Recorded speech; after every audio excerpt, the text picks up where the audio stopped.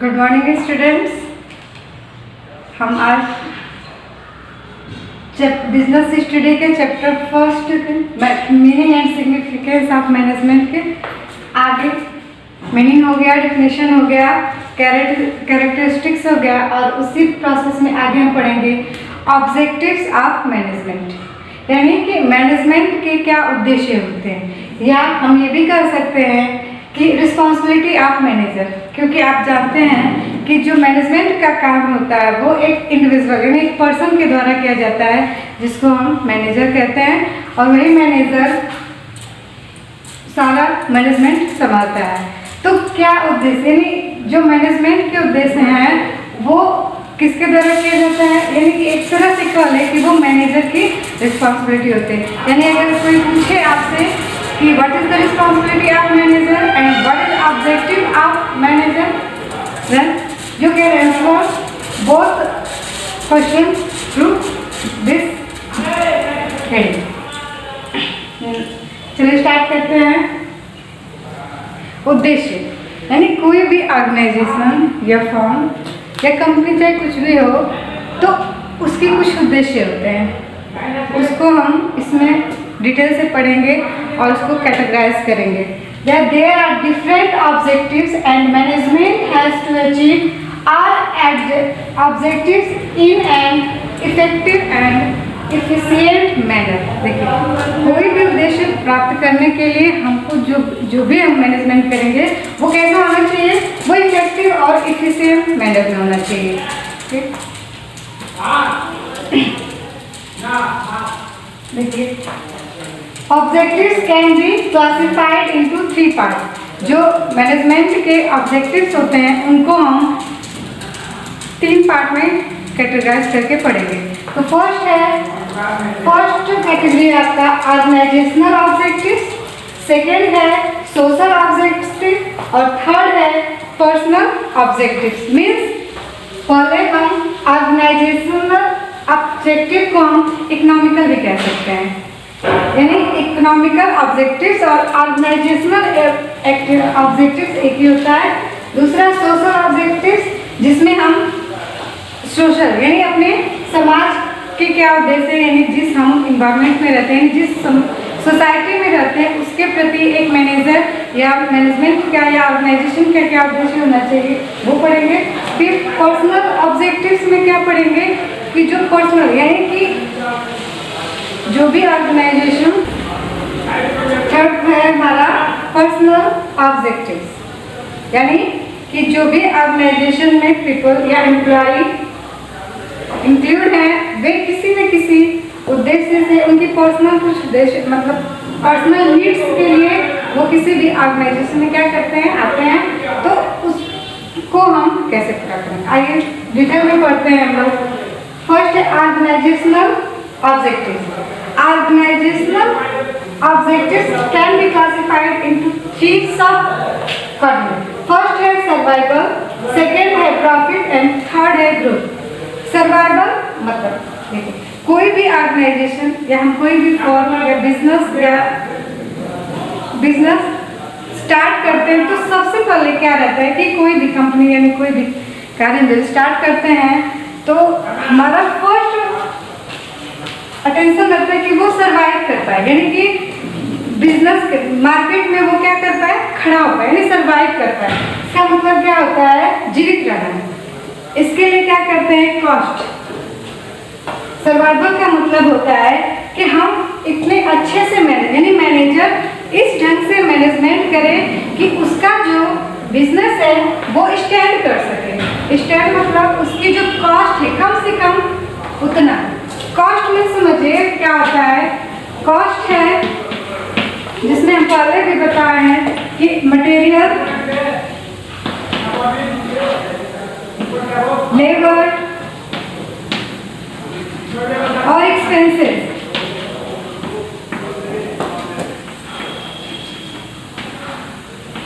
ये 3 चीज, यानी कि कॉस्ट किससे निर्धारित होती है, मटेरियल, लेबर, एक्सपेंसेस। यानी कोई भी काम, कोई भी बिजनेस हम जब स्टार्ट करते हैं तो उसमें मटेरियल हमको चाहिए, रॉ मटेरियल, लेबर यानी ह्यूमन रिसोर्सेज, श्रम, एक्सपेंसेस और प्रोडक्ट को पूरा करने में जो भी छोटे मोटे डायरेक्ट इनडायरेक्ट एक्सपेंसेस होते हैं उनको हम किसमें इंक्लूड करते हैं, कॉस्ट में। तो कॉस्ट यहाँ पे देखिए, सर्वाइव करने के लिए तो हमारा जो बिजनेस है वो मार्केट मतलब सोसाइटी में या जहाँ पे भी हमने स्टैब्लिश किया वहाँ पे सर्वाइव करने के लिए सबसे पहले नीड होती है मैनेजर की कि वो इस ढंग से यानी इफिशियंटली और इफेक्टिवली ऐसे मैनेज करे कि जो कॉस्ट आ रही है, यानी कि मान लेते हैं कोई हमने केक की शॉप खोली और हमने केक बनाया जिसकी कॉस्ट आई 200, यानी कि जितना हमने मटेरियल लेबर और एक्सपेंसेस पे खर्चा किया कम से कम उतनी कॉस्ट वो क्या कर सके, अचीव कर सके, तभी हम कहेंगे कि वो मार्केट में क्या रह सकता है, यानी बिजनेस में वो खड़ा हो सकता है। यानी कि सर्वाइव करने के लिए जो भी हमने खर्चे किए कम से कम उसको हम क्या करेंगे, अचीव करेंगे, तभी हम बिजनेस में क्या कर पाएंगे, सर्वाइव कर पाएंगे। दूसरी चीज होती है प्रॉफिट। प्रॉफिट क्या होता है, हमने तो बिजनेस किया, किसी भी कोई भी बिजनेस किया और हमने जितने उसमें खर्चे किए यानी जितने हमने जितने कॉस्ट लगे उसको हमने पूरा कर लिया, यानी कि जितना सामान बनाया उतना हमने उतने का ही बेचा, यानी कि जो प्रोडक्ट हमने तैयार किया उसकी कॉस्ट उतनी आई जितना हमने उसमें लगाया। तो ऐसा तो नहीं है कि कोई भी सामान यानी हमने मटेरियल लेबर एक्सपेंसेस इस पे कर दिया जितना भी तो उतने का ही वो प्रोडक्ट बिकेगा, ऐसा तो है नहीं। तो क्या मतलब रह जाएगा कि 200 का सामान बनाए और 200 में ही सेल किए, 200 तो वो कॉस्ट को पूरा किया यानी सर्वाइव किया। उसके बाद क्या होता है कि हम उसमें अपना प्रॉफिट ऐड करते हैं, क्योंकि हम कोई भी काम करते हैं तो प्रॉफिट को ध्यान में रखते हैं, यानी कि हम कोई भी काम कर रहे हैं तो हमको क्या चाहिए उसमें प्रॉफिट।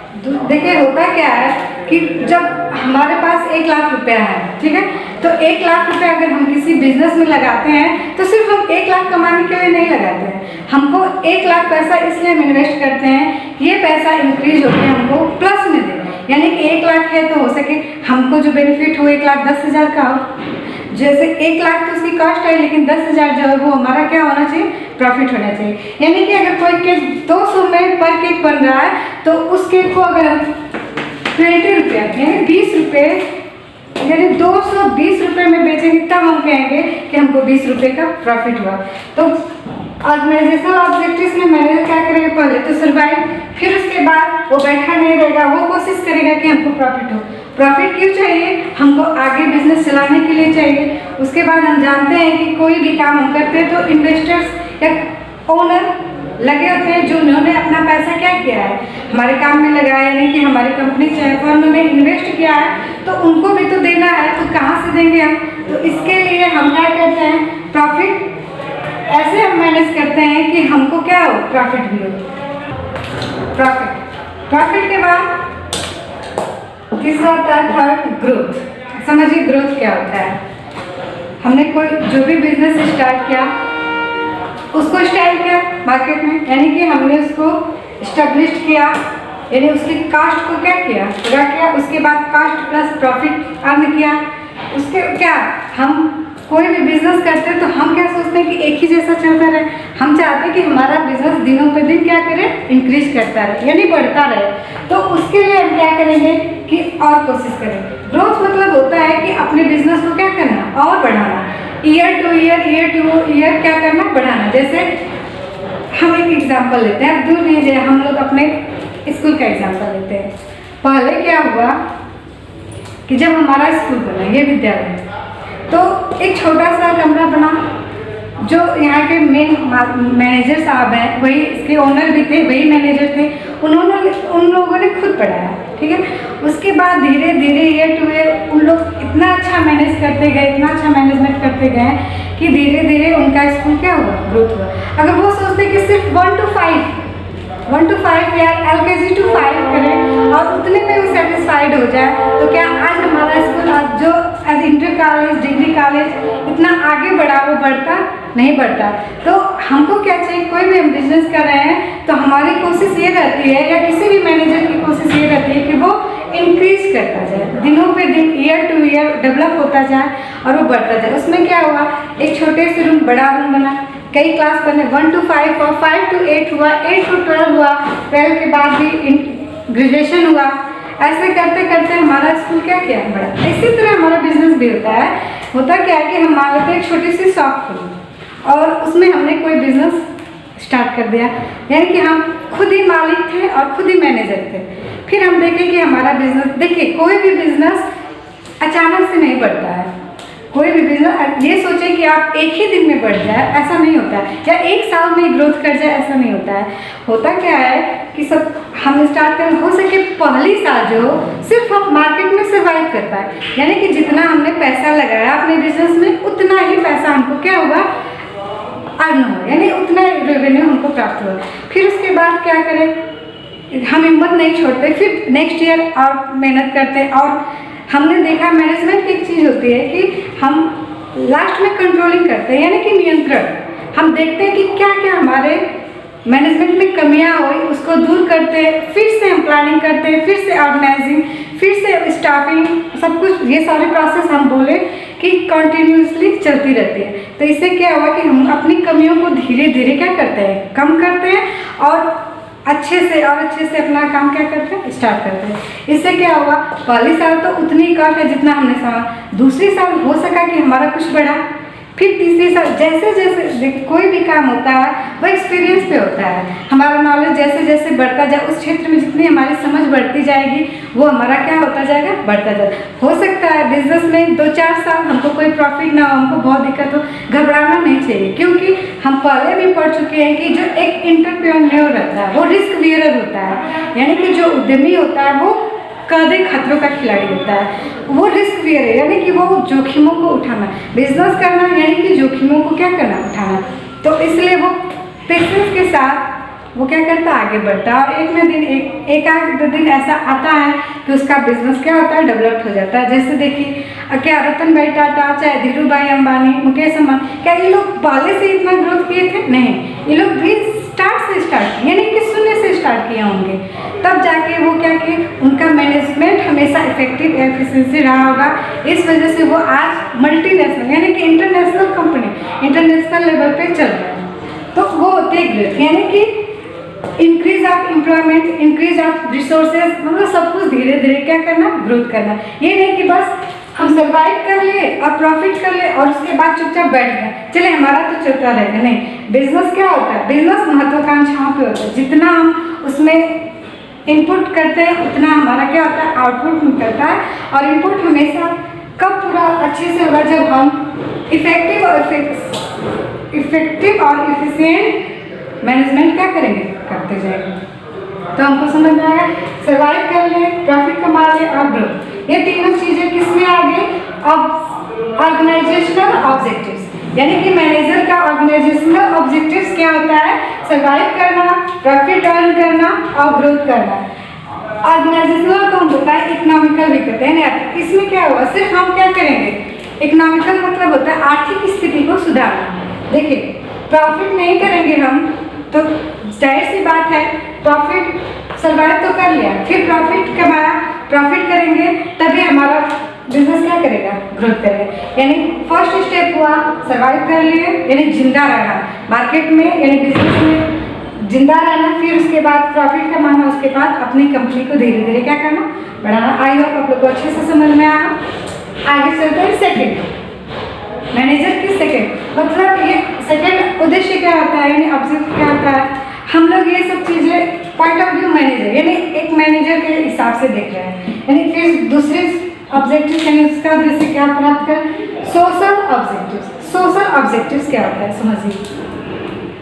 सोशल ऑब्जेक्टिव्स ये होता है कि हम जहाँ पे भी बिजनेस करते हैं या कोई भी व्यवसाय या कोई भी ऑर्गेनाइजेशन स्टैब्लिश करते हैं, यानी खड़ा करते हैं, तो हम क्या करते हैं, एक सोसाइटी में करते हैं, एक समाज में करते हैं। क्योंकि हमको जितने भी मटेरियल ले लें, यानी रॉ मटेरियल जो होता है वो हमको कहाँ से मिलता है, हमारी सोसाइटी से। दूसरी चीज़ है हमारे एम्प्लॉय, यानी कि एम्प्लॉय वर्कर जो भी होते हैं वो कहाँ से मिलते हैं, सोसाइटी से मिलते हैं। तो हमारा सोशल ऑब्जेक्टिव्स क्या होता है, सामाजिक उद्देश्य क्या होता है कि इनको हमको क्या करना है, सेटिस्फाई करना है। क्योंकि जो भी इनपुट्स हमको मिलते हैं वो हमारी सोसाइटी से मिलते हैं, और इनपुट्स के बाद जो भी आउटपुट होता है वो भी हमको कहाँ पे देना रहता है, सोसाइटी में देना। यानी कि हमारा उनको मतलब सोशल ऑब्जेक्टिव्स में मतलब सामाजिक उद्देश्य क्या होते हैं कि क्योंकि सब कुछ हमको वहीं से लेना और हमको बाद में उसको अच्छे से बना के जैसा वो चाहते हैं, यानी वो क्वालिटी, जैसे कोई भी प्रोडक्ट हमने तैयार किया तो हम किसके पॉइंट ऑफ व्यू से, हम प्रोडक्ट तैयार करते समय इतना ध्यान देंगे कि हमने जिससे लिया है यानी कि हम अपने सोसाइटी में लिया उसी में दें, तो उनकी डिमांड के अनुसार मतलब अच्छी क्वालिटी देना, रिजनेबल प्राइस कर देना, मतलब ऐसा ना लगे उनको कि इन्होंने मतलब हमको ठगा या हमको बुलवा रहा है, ऐसी गलती कभी नहीं करना चाहिए। जो भी मैनेजर उसको हमेशा अपनी सोसाइटी के पॉइंट ऑफ व्यू यानी उसके अकॉर्डिंग ही हमको प्रोडक्ट और उनकी ज़रूरतों के हिसाब से, क्या नीड्स है उनके, क्या डिमांड्स है, क्या फैशन है, उसके हिसाब से हमेशा क्या करना चाहिए। तो ये सोशल ऑब्जेक्टिव्स हुए, क्योंकि और सोशल ऑब्जेक्टिव्स ये भी होता है कि एम्प्लॉयमेंट मतलब हम जो भी ऑर्गेनाइजेशन स्टैंड कर रहे हैं उसमें जो भी जैसे हमारे यहाँ क्या है मतलब समाज में बेरोजगारी है, तो ऐसे अवसर प्रदान करना, अपॉर्चुनिटी देना कि हम क्या करें अपनी सोसाइटी से एम्प्लॉयमेंट यानी कि रोजगार को बढ़ावा दें और वर्कर्स है मतलब जो जैसे जिस लायक हो कहा लिया जाए। स्टार्टिंग में हमने देखा कि वर्कर्स के लेवल के हैं, आप तो वर्कर्स के लेवल पे पढ़े लिखे हैं, अच्छे एम्प्लॉयमेंट मैनेजिंग अच्छी करते हैं, डायरेक्टिंग अच्छी करते हैं, सब कुछ करते हैं, तो काम के अनुसार जैसी ज़रूरत है उसके अनुसार हम अपने सोसाइटी से क्या करते हैं, एम्प्लॉय को अपॉइंटमेंट करते हैं। तो ये हुआ सोशल ऑब्जेक्टिव, पहला ऑर्गेनाइजेशन में, दूसरा सोशल ऑब्जेक्टिव। ये एक चीज़ ध्यान में रखिएगा कि जो भी बिजनेस हम करेंगे वो बिजनेस में क्या होता है, सेलिंग एंड परचेजिंग, यानी कि या तो हम मैन्युफैक्चरिंग करें फिर सेल करें, या तो हम परचेज करके सेल करें, यानी कि हमको देना किसको है, यानी कमाना उन्हीं से। तो जब भी हम हमारा बिजनेस तभी अच्छा चल पाएगा जब हम अपनी सोसाइटी को क्या करें, ध्यान में रख के सारा काम करेंगे, यानी उनके अच्छे और बुरे हमारी जो भी रिस्पॉन्सिबिलिटी है उसको हम देखेंगे। हमारी रिस्पॉन्सिबिलिटी है कि हम अपने सामाजिक उत्तरदायित्व को क्या करें, पूरा करें, जो भी उनके नीड्स उनको पूरा करें। अब आ गया हमारा पर्सनल ऑब्जेक्टिव्स। थर्ड है हमारा पर्सनल ऑब्जेक्टिव्स। पर्सनल ऑब्जेक्टिव्स इन मैनेजर के पर्सनल ऑब्जेक्टिव्स क्या होते हैं, देखिए यहाँ पे जो भी हमारा ऑर्गेनाइजेशन है उसमें जितने भी एम्प्लॉय आते हैं, ठीक है, वो अपने कुछ ज़रूरतों के लिए आते हैं, कुछ नीड्स होते हैं उनके, जैसे किसी को सैलरी चाहिए, किसी को इंटर्नशिप चाहिए, किसी को प्रमोशन चाहिए, मतलब क्या कहते हैं उसको, सैलरी के लिए आते हैं, एक्सपीरियंस के लिए आते हैं, इंटर्नशिप सब कुछ के लिए आते हैं, तो वो तो उनकी पर्सनल नीड्स होते हैं। तो हमारा उद्देश्य होना चाहिए कि उनकी नीड्स को भी क्या किया जाए, ध्यान रखा जाए, क्योंकि जो हमारे यहाँ एम्प्लॉय यानी वर्कर जो भी वो लोग काम करते हैं वही अगर अच्छे से मिल के काम करेंगे तभी हमारा क्या होगा, उद्देश्य पूरा होगा। क्योंकि हम जानते हैं कि किसी भी ऑर्गेनाइजेशन का एक टारगेट होता है, एक गोल होता है जिसको अचीव करना है, क्या होता है, उसी को अचीव करने के लिए मैनेजमेंट या मैनेजर पूरी तरह से कोशिश करता है। तो वो पर्सनल ऑब्जेक्टिव यानी कि जो पर्सनल है उनको ध्यान नहीं देगा तो वो अच्छे से नहीं वो अपने समय पर एम्प्लॉय को मोटिवेट नहीं करेगा, उनकी ज़रूरतों को नहीं समझेगा, तो तब तक वो कभी वो अचीव नहीं कर सकता, अपना गोल अचीव नहीं कर सकता। तो ये हमारे ऑब्जेक्टिव्स, आई होप आप लोग को अच्छे से समझ में आया हो। अब तक हम लोग अब हम नेक्स्ट टॉपिक स्टार्ट करेंगे, इम्पोर्टेंस ऑफ मैनेजमेंट। अब तक हम लोग जान चुके कि मैनेजमेंट एक वैसे प्रोसेस है, यानी कि सार्वभौमिक क्रिया है, सब जगह मैनेजमेंट क्या होता है, जरूरी है। अब आगे हम देखेंगे कि प्रबंधन इतना इम्पोर्टेंट क्यों है या किस कारण से इसका महत्व। तो पहला है ये, management helps in achieving goal group goals. मतलब मैनेजमेंट क्या होता है, वो हमको हेल्प करता है ग्रुप गोल, यानी कि किसी भी ऑर्गेनाइजेशन का जो उद्देश्य है उसको अचीव करने के लिए। तो पहला मतलब पहली इंपॉर्टेंस क्या है, management helps in achieving group goals.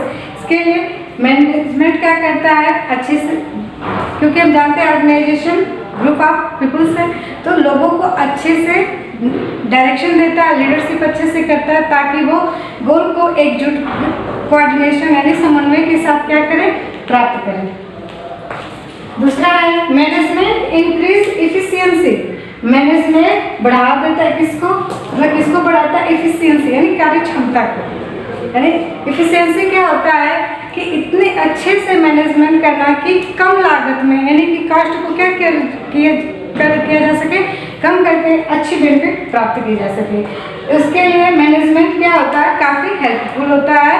वो अपनी दक्षता यानी कि अच्छे से मैनेजमेंट करके, मैनेजमेंट में आपने पढ़ा क्या चीज़ कि अच्छे से प्लानिंग करेगा, अच्छे से स्टाफिंग करेगा, ऑर्गेनाइजिंग स्टाफिंग, फिर उसके बाद डायरेक्शन अच्छे से देगा और उसके बाद कंट्रोलिंग।